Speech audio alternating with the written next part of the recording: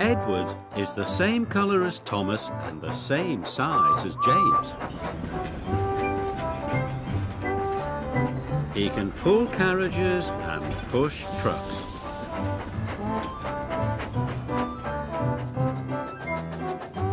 And he often works as a back engine. But Edward is old and not as strong as the other engines, so sometimes Edward feels left out.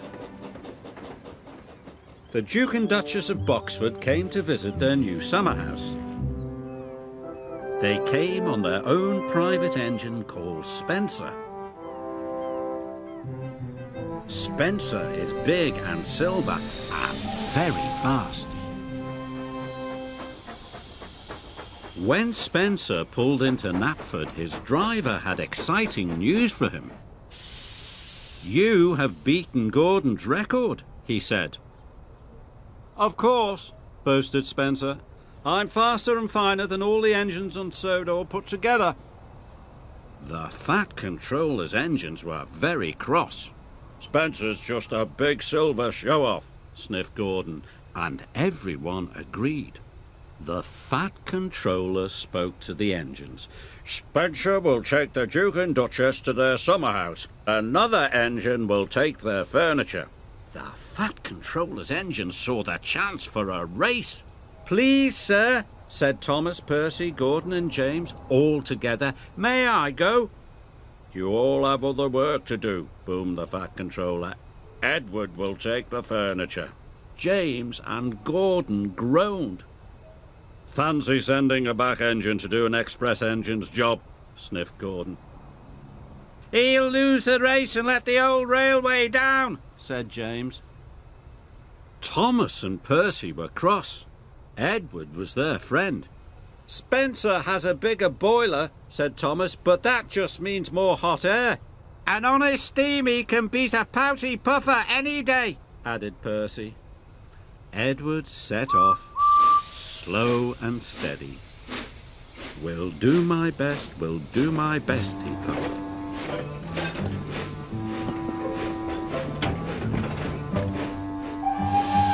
Spencer set off and quickly passed Edward. "I've won already," he boasted. And with a whoosh, he was gone.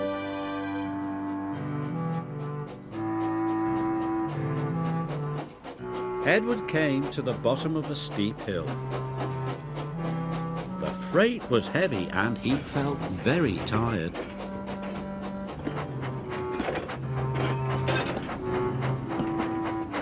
He huffed and he puffed and was soon at the top.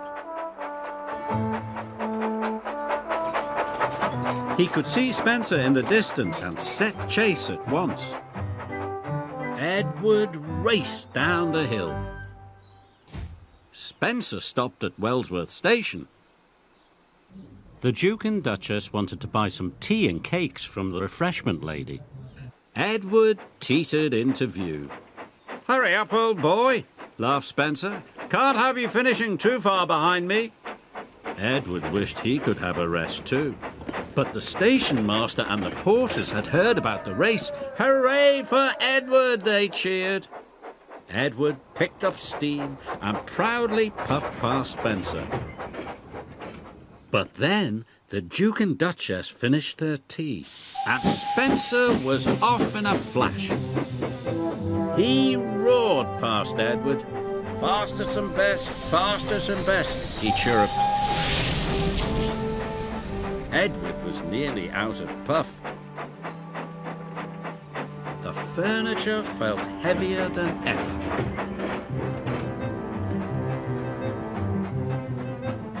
Up ahead, Spencer had to stop. The Duke wanted to take some photographs of the countryside. The Duke set up his camera. Spencer closed his eyes. "Nothing to worry about," he said lazily.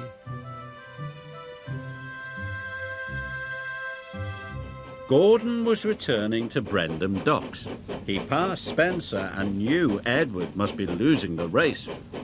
"Edward is a waste of steam," he sniffed. But when Gordon passed Edward and saw how hard he was trying, he felt bad about what he had said. "Well done, Edward," he called. "You are a credit to the railway." Edward was so happy his boiler tingled. He found puff he never knew he had. The Duke and Duchess had finished taking photographs and were back on board. "Time to go," said his driver and rang the bell. But nothing happened. Spencer was dreaming of victory. He didn't hear the bell. And he didn't hear Edward puffing past him. Spencer's driver rang the bell again.